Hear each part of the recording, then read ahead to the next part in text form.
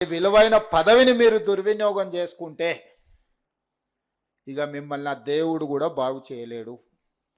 ఈ పదవిని పొదుపుగా వాడుకొని పదవిని ప్రజల కోసం వినియోగించి పదవిని కార్యకర్తల్ని సమన్వయం చేసుకోవడానికి వాడుకుంటే మీరు ఎమ్మెల్యేనో ఎమ్మెల్సీయో ఎంపీయో మంత్రో ముఖ్యమంత్రో ఏ స్థాయికైనా మీరు ఎదగడానికి ఇది ఉపయోగపడుతుంది. ఇది తొలిమెట్టు మీ రాజకీయ జీవితంలో. జిల్లా పార్టీ అధ్యక్షుడు అనేది మీ రాజకీయ జీవితంలో ప్రతివాడికి ఒక కోరిక, ఒక ఆలోచన, ఒక పట్టుదల ఉంటుంది. కానీ అది చేరుకోవడానికి, అది సాధించుకోవడానికి చాలామందికి అవకాశాలు రావు.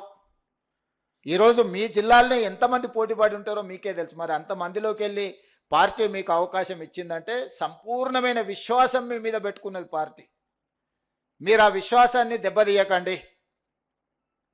జిల్లా పార్టీ అధ్యక్షుడు అంటే నచ్చనోళ్లను అడ్డు తొలగించుకోవడం కాదు, నచ్చనోళ్లను కూడా దారిలోకి తెచ్చుకోవడమే జిల్లా పార్టీ అధ్యక్షుడి యొక్క బాధ్యత. మీరు చాలా చూసి ఉంటారు, ఎన్నికల కంటే ముందు ఎన్ని రకాల సమస్యలు వచ్చినా కూడా మేము ఎవరిని బయటకు పోనీయకుండా అందరిని ఏదో ఒక రకంగా లాక్కొచ్చి అందరిని ఒక దగ్గర కూర్చోబెట్టుకొని ఎన్నో రకాలుగా అందరినీ సమన్వయం చేసుకుంటే ఈరోజు మనం ప్రభుత్వాన్ని ఏర్పాటు చేసుకోగలిగినాము. ప్రభుత్వం ఏర్పాటు చేసినప్పుడు మన మెజారిటీ 2%. 4 నెలల తర్వాత జరిగిన పార్లమెంట్ ఎన్నికలలో మిగతా పార్టీ కంటే మన మెజారిటీ 4%. 2 సంవత్సరాల 2 నెలల తర్వాత జరిగిన మున్సిపల్ ఎన్నికల్లో మన మెజారిటీ మిగతా పార్టీ కంటే 12%. మనకు రెండో స్థానం ఉన్న వాళ్లకు అసెంబ్లీలో 2%, మనకు రెండో స్థానంలో ఉన్న పార్లమెంట్ ఎన్నికల్లో 4%, మనకు రెండో స్థానంలో ఉన్న మున్సిపల్ ఎన్నికల్లో 12%కి ఈరోజు మన మెజారిటీ పెరిగింది అని అంటే ఇది కార్యకర్తల యొక్క శ్రమ, ప్రజలకు మన పట్ల ఉన్న నమ్మకం, విశ్వాసము. ఈరోజు నమ్మకం, విశ్వాసాన్ని కొనసాగించడమే కాకుండా ప్రజలకు ఉపయోగపడే కార్యక్రమాలు తీసుకోవాలి. మీరిక్కడ సమన్వయం చేసుకోవడం ఎలా అనేది నేర్చుకోవాలి. పార్టీ విధానం ఏందనేది తెలుసుకోవాలి. కాంగ్రెస్ పార్టీకి గతమే కాదు భవిష్యత్తు కూడా ఉన్నది. భవిష్యత్తు దేశానికి సంబంధించిన భవిష్యత్తు.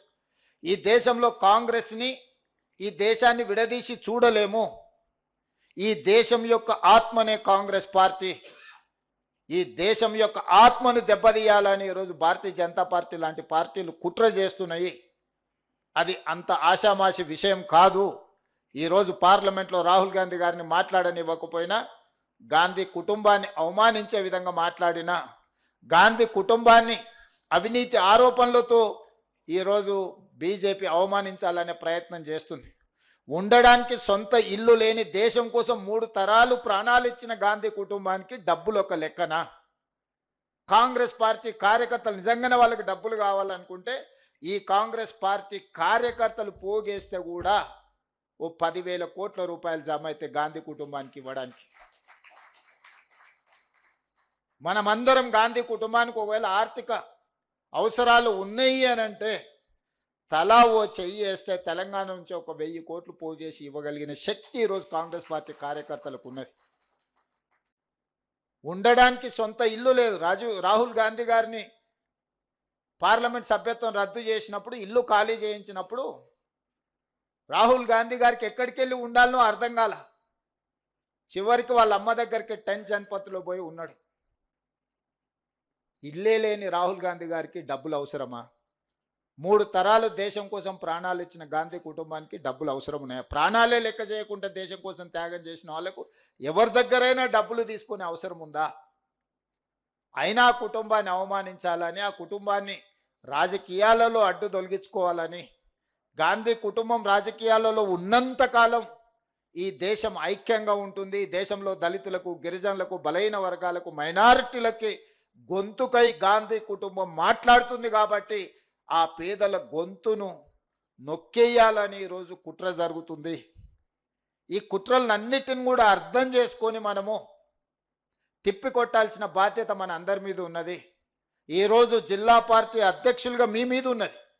ప్రభుత్వంగా మేము సంక్షేమాలు అమలు చేస్తున్నాం, అభివృద్ధి కార్యక్రమాలను చేపడుతున్నాం, విధానపరమైన నిర్ణయాలు తీసుకుందాం. 100 సంవత్సరాల నుంచి బీసీ కులగణన జరగలే.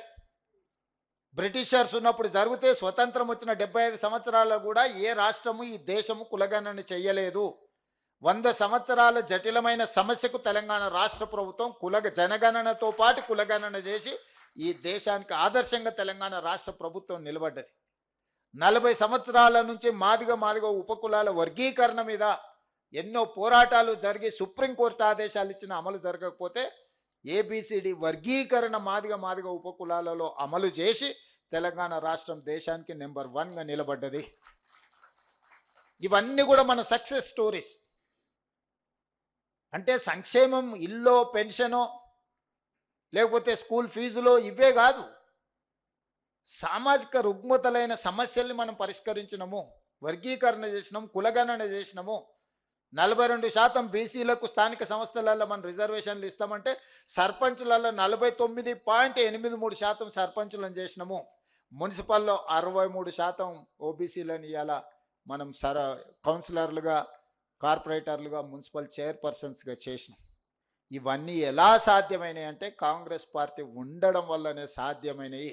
ఇంత గొప్ప ప్రణాళికలు అమలు చేస్తున్న కాంగ్రెస్ పార్టీకి మీరు జిల్లా పార్టీ అధ్యక్షులుగా బాధ్యత తీసుకున్నారు. ఇది అత్యంత కీలకమైన బాధ్యత. ఇక గౌరవం గురించి మిత్రుడు వంశీ, మీరు గౌరవంగా ఉండాలి, మిమ్మల్ని గౌరవించాలన్నాడు. ఐ డు అగ్రీ, 100% నేను ఆమోదిస్తా మాటతో. మీకు గౌరవం ఎప్పుడు వస్తుంది అని అంటే నా అనుభవంతో చెప్తున్నా, పైరవీలు చేయకపోతే వస్తుంది. అంశాల పట్ల స్పష్టంగా మీరు మాట్లాడితే మీ గౌరవం మీకు నిలబడుతుంది.